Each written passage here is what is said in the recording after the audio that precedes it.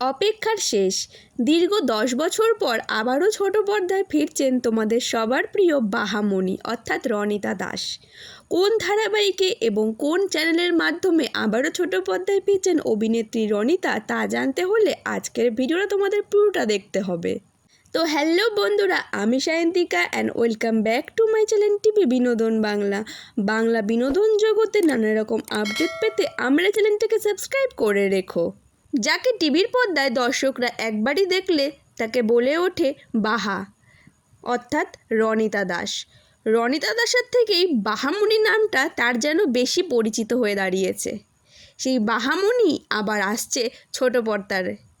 অনেক দিন হলো তাকে ছোট পর্দায় দেখা যায়নি।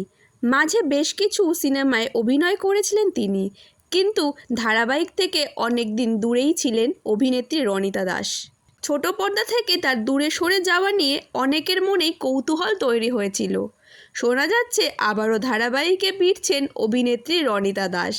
ইতিমধ্যেই নাকি নতুন ধারাবাহিক নিয়ে কথাবার্তাও হয়ে গেছে, এখন শুধু সই সাবুত বাকি।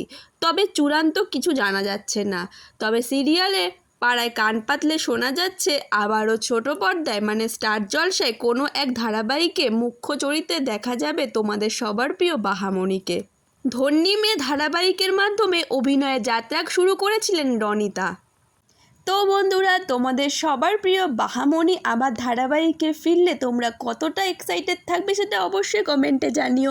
আর বাহামণির বিপরীতে তোমরা নায়ক হিসাবে কাকে দেখতে চাও সেটাও কমেন্টে জানিও। তো আজকের মতো এইটুকুই, বাই বাই।